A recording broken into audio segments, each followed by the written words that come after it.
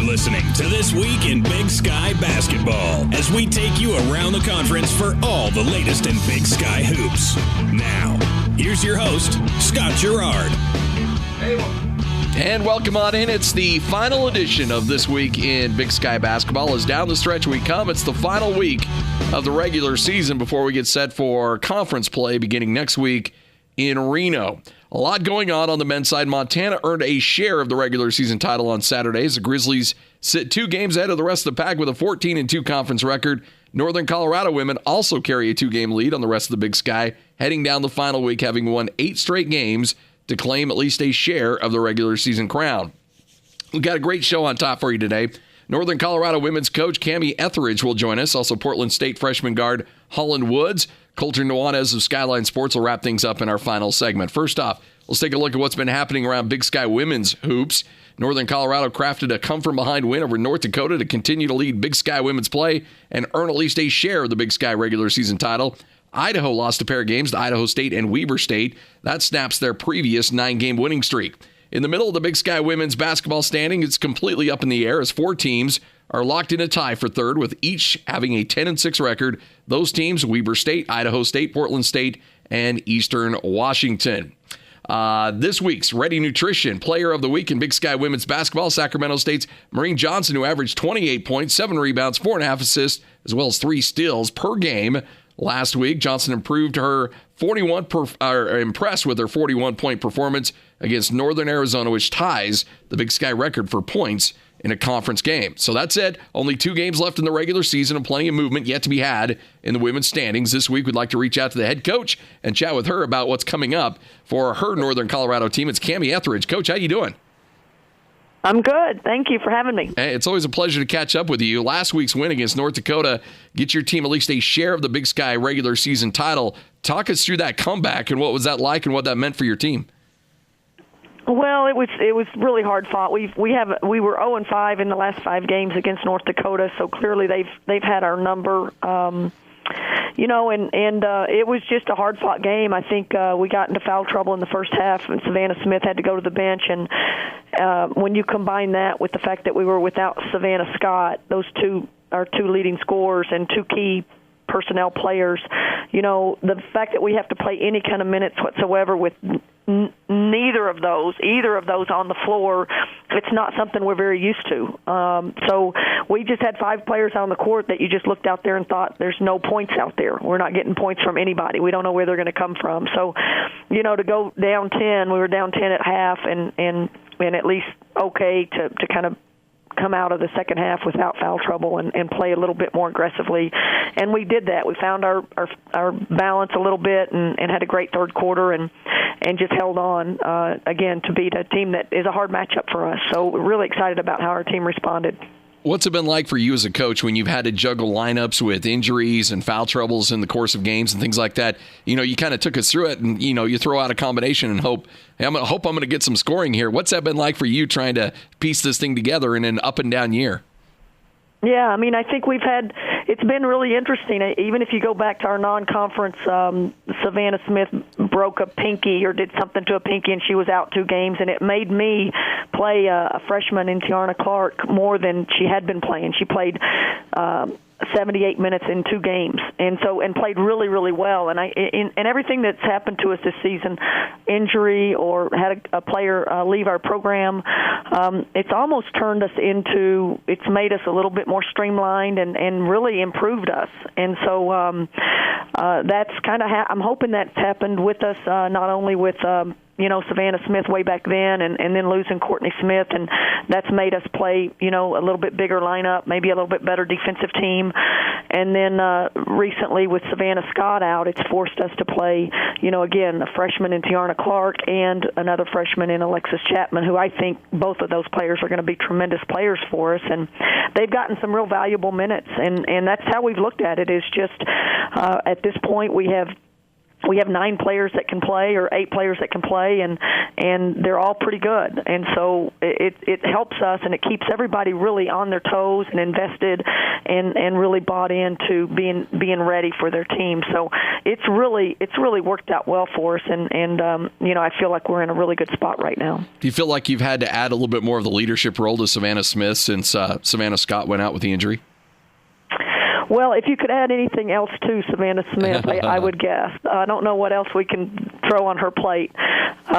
She's just so tough. I mean, again, she didn't play really great in the first half and then got into foul trouble, but she made huge plays for us. And she's just that player that, I go back to that Weber State game where she made a game winner at the buzzer, and she was 0 for 8. Before that 3 that she took at the buzzer. And that's just who she is. She didn't really remember or know that she was 0 for 8, and she knew she had the ball in her hands at the end of a game, and that's where she wants it. So she's a competitor. She wants to win, and she's going to take that big shot. So, yes, we need her to be playing aggressive and to be confident, and the ball needs to be in her hands and keep moments of the game. What do you need to do as a team to make sure you're playing your best basketball going into Reno next week? Well, I just think we can't be too dependent on any one player, as much as I say that about Savannah Smith. Yeah. I mean, she has to be really good. But I think when we get, 4 players in double figures, I know everybody wants that. But when we're really a little bit more balanced, when we can get some points out of Kiana Williams, who I believe is the defensive player of the year in our league, but she's also started scoring more for us in conference. When we get numbers from her, if we can get some points in our 5 position, and then if Crystal Ledger-Walker continues to shoot the ball like she's been shooting it, and we can spread some points across, especially if we get Savannah Scott back, and Tiarna Clark's a really good offensive player. So I like our balance. And I just, I think that the thing about this team is in years past we've been real dependent on the 3, and I don't think we have to depend on the 3 as much. So I think that's a good thing, and especially on the road or in a tournament setting where you're probably not going to make as many shots as you normally do. So I think we're versatile. I think we can score different ways, and I think we're built a little bit more physical than we have been in the past. So we need all of that. We need balanced scoring, and we need to stay real versatile in how we attack and play the game. Well, Coach, it was fun to catch up with you again. Congratulations on at least to share the conference title, and keep it rolling. We look forward to catching up with you again soon. Thanks so much. Appreciate it. Always a pleasure. That's Kamie Ethridge, head coach in Northern Colorado, here on This Week in Big Sky Hoops. Remember, for the last 30 years, Sports Graphics has been a leader in providing signage and services for the top professional and amateur sporting events across the country. That's why the Big Sky Conference is proud to work with Sports Graphics for all their signage at Big Sky Championships. Sports Graphics, proud sponsor of the Big Sky. We'll take a break, come back. Portland State freshman guard Holland Woods. We'll talk about this week's Big Sky Nutrition Player of the Week as well. It's all coming up as we continue on here on This Week in Big Sky Basketball.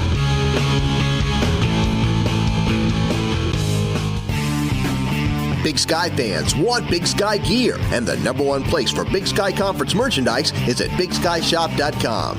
With thousands of items for your favorite Big Sky teams, including jerseys, t-shirts, hats, and more, BigSkyShop.com has the greatest selection you'll find anywhere. You'll also get great customer service, 365-day hassle-free returns, and $4.99 flat rate shipping on every order. So when you need Big Sky gear, head to BigSkyShop.com. Big Sky fans, all 11 sports games are available on WatchBigSky.com and Pluto TV. 11 Sports is available on various cable, satellite, telco, and OTT providers. Make Big Sky football a part of your weekend by going to 11sportsusa.com/where to watch to find 11 Sports in your area. Again, for all the action, go to 11sportsusa.com/where to watch. You're listening to This Week in Big Sky Basketball. Segment number 2 here on our final show of the season on This Week in Big Sky Hoops. I'm Scott Garrard. 2018 Big Sky Men's and Women's Basketball Championships are being held in Reno. Visit roadtoreno.com to get tickets as well as hotel information. It's March 5th through the 10th at the Big Sky. We'll take over Reno, Nevada, and we want you there. Now let's take a look at what's been going on in Big Sky men's basketball.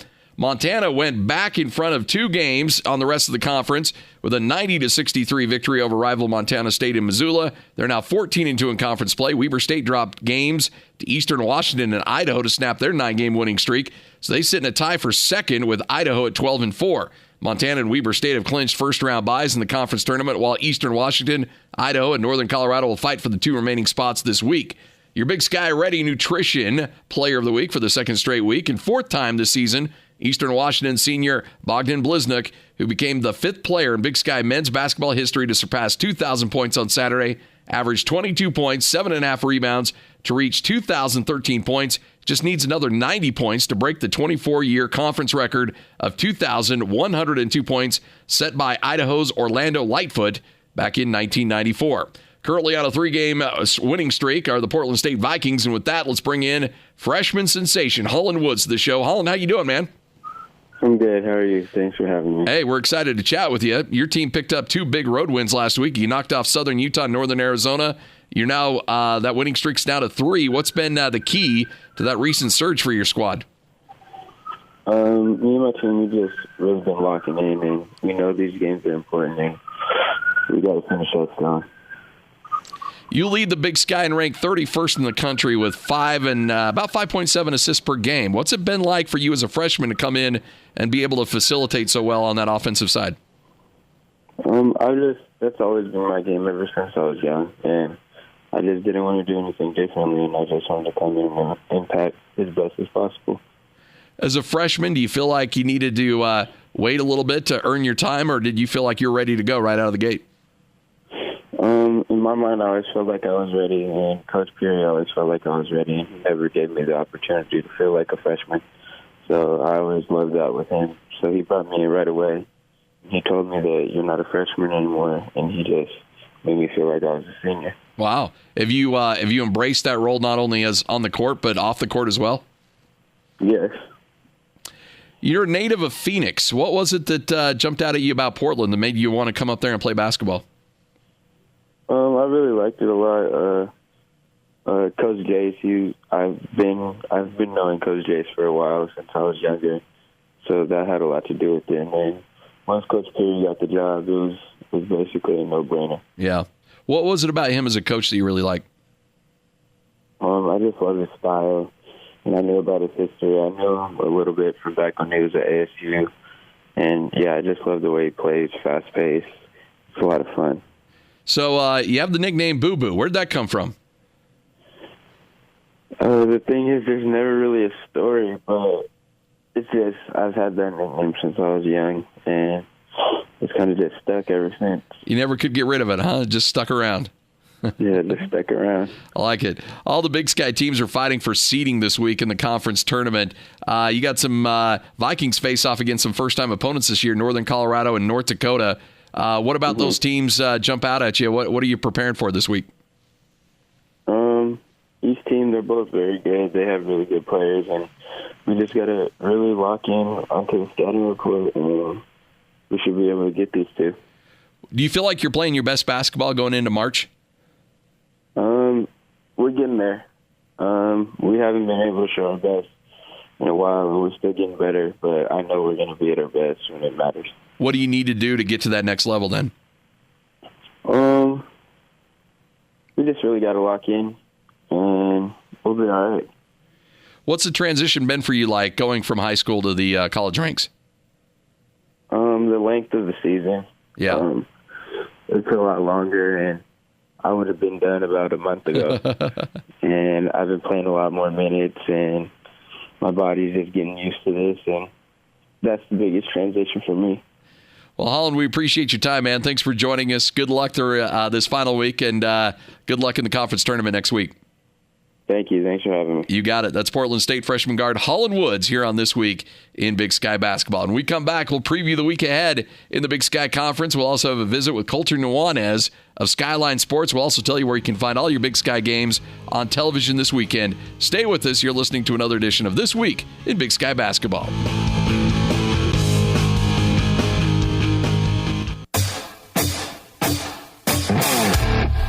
Pluto TV is your one-stop shop for Big Sky action.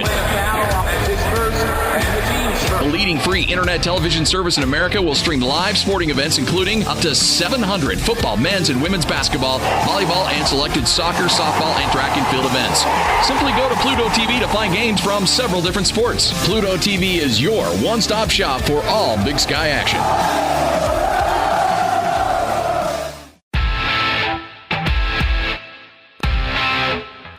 The road to Reno is here. March 5th, 2018, the Big Sky Conference will descend upon Reno, Nevada for the 2018 Big Sky Men's and Women's Basketball Championships. Go to roadtoreno.com to book tickets and accommodations for Big Sky Men's and Women's Basketball. The road to Reno is here. Be part of the thrill of Big Sky Men's and Women's Basketball and join the road to Reno. You're listening to This Week in Big Sky Basketball. Welcome on back. Final segment of the show. You're listening to another edition of This Week in Big Sky Basketball. It's the final segment of the final show of the season. I'm Scott Garrard. Big Sky Conference will air all of its live stream sports events on Pluto TV for free, including your football, just around the corner, folks, men's and women's basketball, volleyball, and selected soccer, softball, and track and field events. All 11 sports productions will also be available on WatchBigSky.com. Pluto TV 11 Sports is available on various satellite, cable, telco, and OTT providers. Big Sky Conference games can be seen on Watch Big Sky and Pluto TV with this week's men's basketball 11 Sports Game of the Week featuring Weber State and Montana State on Saturday in Bozeman. It's the final week of the regular season in men's basketball. Features Montana and Montana State hosting Weber State and Idaho State. Eastern Washington and Idaho play host to Southern Utah and Northern Arizona, while Northern Colorado and North Dakota head west to take on Portland State and Sacramento State. For the women's side, Southern Utah and Northern Arizona play host to Eastern Washington and Idaho, while Northern Colorado and North Dakota bring in Portland State and Sacramento State. And rounding out the action, Weber State and Idaho State will welcome in Montana and Montana State. Now remember, every single Big Sky Conference game can be seen on Pluto TV and WatchBigSky.com for free and in high definition, whether you're watching on your tablet, smartphone, laptop, desktop, whatever. You can access it on Big Sky Basketball anywhere you go. All right, let's welcome in Colter Nuanez of Skyline Sports, one of our favorites. Colter, how you doing, man? Can't believe it's the last one. I know. It's been a fun year. Thanks so much for having me. Dude, it's been a blast chatting with you every week. Hey, let's talk about those Montana men. They snapped that 2-game skid in a big way. They rout Montana State. I know that's your neck of the woods. What was that game like, and do you feel like the Grizzlies have righted the ship there? Well, it was as high of emotion as you could see in a college basketball game. I was in Moscow to watch Idaho versus Montana the week before, and that was a tense atmosphere, no doubt, and a highly competitive game. But this one was through the roof. It was, first 15 minutes of the game, it was so intense on both sides that neither team could buy a bucket. It was actually kind of gross basketball because neither team could hit a shot. But then the Grizzlies, they ripped off a 16-2 run to close the first half, and then they just absolutely dominated the second half. And I thought Montana just showed how dangerous they are because Montana State had a great game plan to take Jamar Coe out of the game. They got him in foul trouble, and he only played 16 minutes. Michael Ogine and Ahmad Rory, Montana's all-league backcourt, they did not make a three-pointer in the contest, and they finished 8 of 26 combined shooting overall. And you'd think if those three things happened, Montana State would have a chance. Not so much. Saeed Pridgett, Timmy Falls, and Carl Nicholas all came off the bench to score at least 13 points. Bobby Moorhead kind of found his shooting stroke again. He got in double figures with 10. And, that's the second largest margin of victory in the 106-year history of that rivalry. So that is quite the beatdown by Montana. And I know Montana State's struggling right now, but I think that was a statement win for the Grizz. I think they showed everybody that they're ready to rip towards this regular season crown, starting with Weber State and Missoula on Thursday. How concerned should Weber State fans be after that? After last week? Well, Weber State has they kind of have the X factor in the fact that they can shoot the three-point shot so well. I mean, that's the great equalizer in modern-day basketball.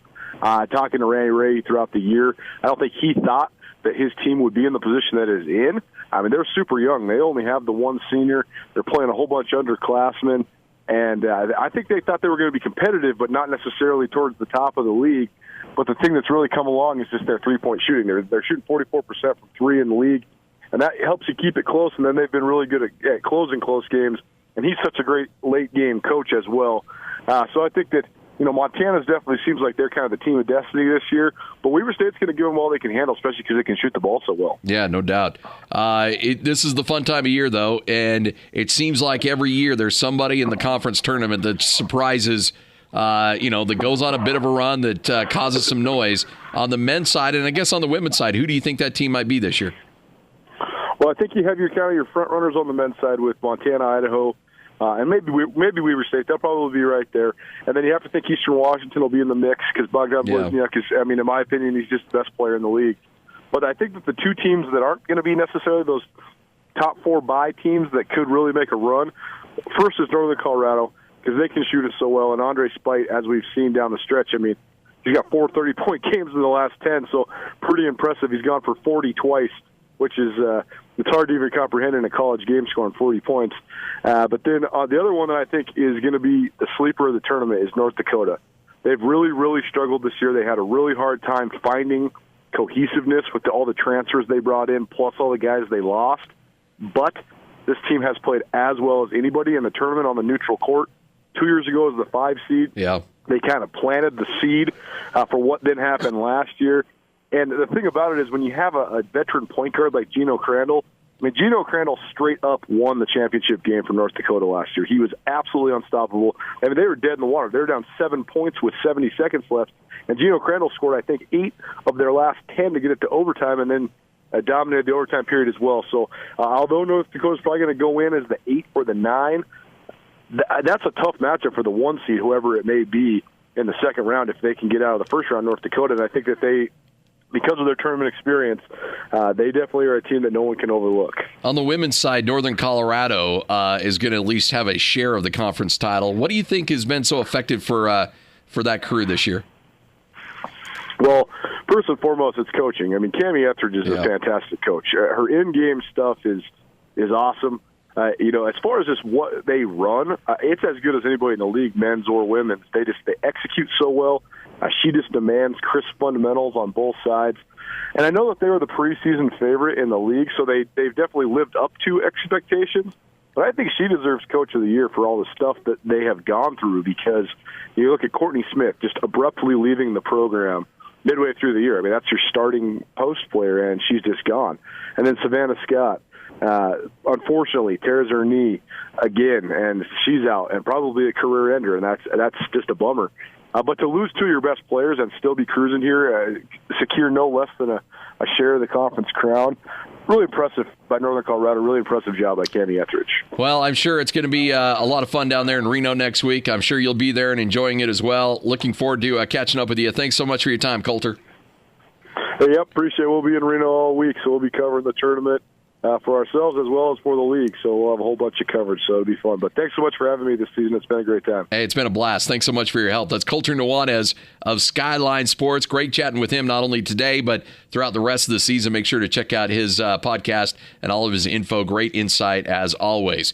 All right, special thanks to all of our guests, Northern Colorado women's coach Kamie Ethridge, Portland State freshman guard Holland Woods, and of course, Colter Nuanez. Special thanks to Austin Horton, who's been putting it together all season long, football and basketball. Also, executive producers of This Week in Big Sky Basketball, Blake Barrington and Lee Williams. I'm Scott Garrard. Hey, we'll be back with you next fall for another edition of This Week in Big Sky Football. Until then, enjoy the games this week, enjoy the Big Sky Conference Tournament, and we'll be back with you coming up in September on This Week in Big Sky Sports.